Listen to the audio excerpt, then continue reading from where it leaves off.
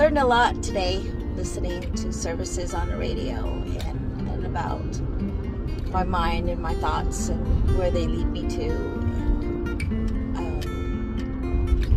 And I'm always talking about needing a spiritual refill. Well, in essence, I figure when it comes to me, it's like a spiritual attack.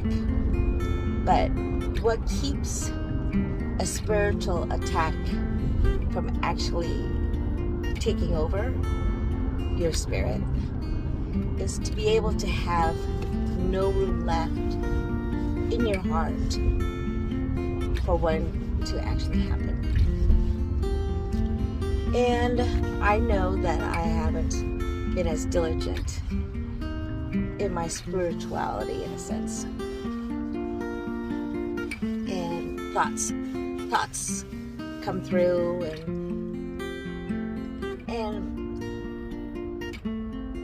everything compounded in self-doubt, self-evaluation, everything, comparing myself to what I was before when I found God in my heart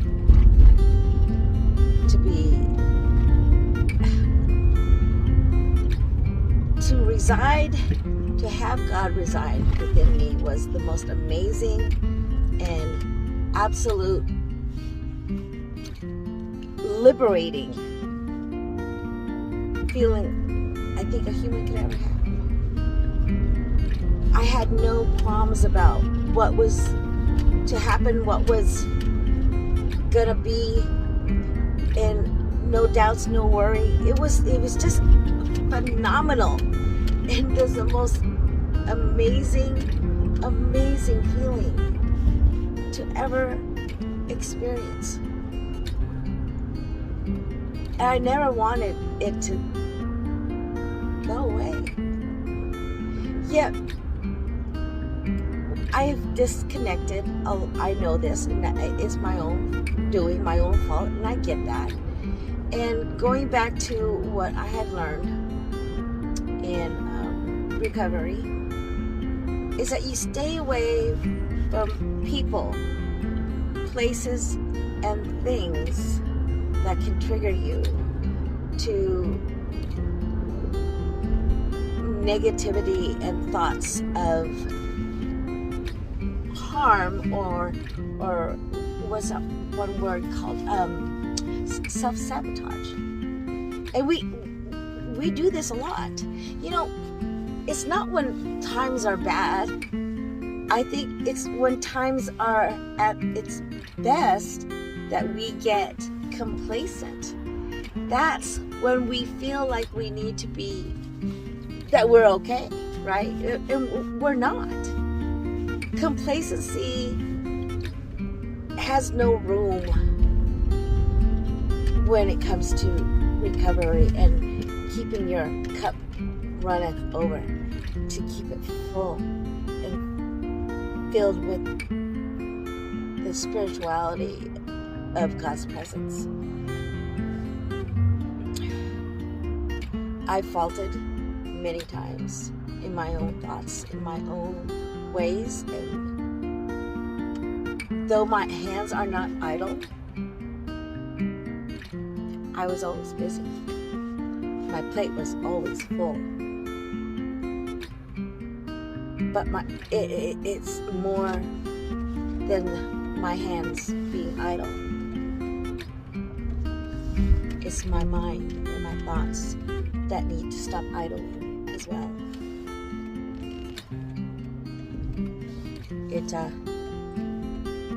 It will definitely lead to more harm than my hands could ever do.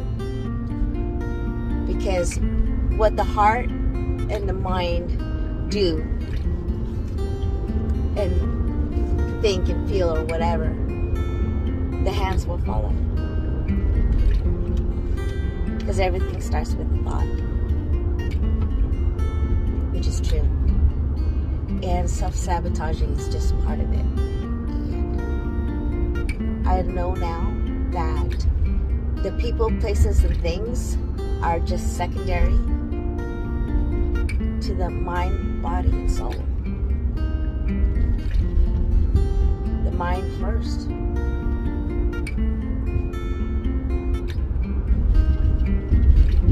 And I've asked the Lord to help me figure this out when I already have all the tools and the know-how. It's just that I haven't been utilizing them, and that is complacency at its best. And now, with the answers that I have to utilize them. So I did the first step, and that already feels good. The second step is coming, and I think I'll be okay now that I know what I need to do. Instead of always having to wait for him to make that first move, it's on me. All of it is me, and it will always be on us. Always. So if you try to find something to blame for where you're at in life, trust me, there ain't nobody else to blame but us. You, ourselves, and nobody else is going to clear us of that but ourselves as well. So I hope for you, what you've learned in recovery is to keep away from people, places, and things. And yes, it's okay to run away from it, move away, do whatever. But when all is good, that complacency is going to say, hey, I can go back, and you'll be okay. Well, guess what? No, you can't. You can't go back and think that is, since you've been away that long, that it's going to stay at bay. Sooner or later, your complacency and your cup will be empty because you haven't reevaluated your life. Because we are all human, we will always be human first. Spiritual beings is fighting with the flesh all the time. And if you're walking in the Spirit, you'll never, ever worry about your cup being empty. So keep walking, fill your cup. I will too. I get it. I've always had the answers, and it's always had to be up to me to do it.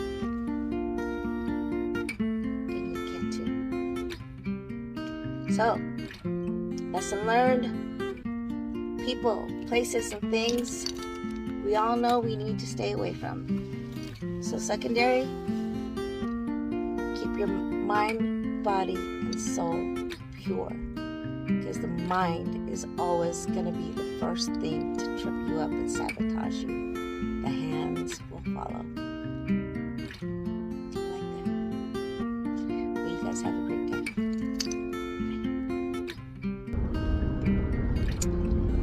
Learned a lot today listening to services on the radio and about my mind and my thoughts and where they lead me to, and I'm always talking about needing a spiritual refill. Well, in essence, I figure when it comes to me, it's like a spiritual attack. But what keeps a spiritual attack from actually taking over your spirit is to be able to have no room left in your heart for one to actually happen. And I know that I haven't been as diligent in my spiritual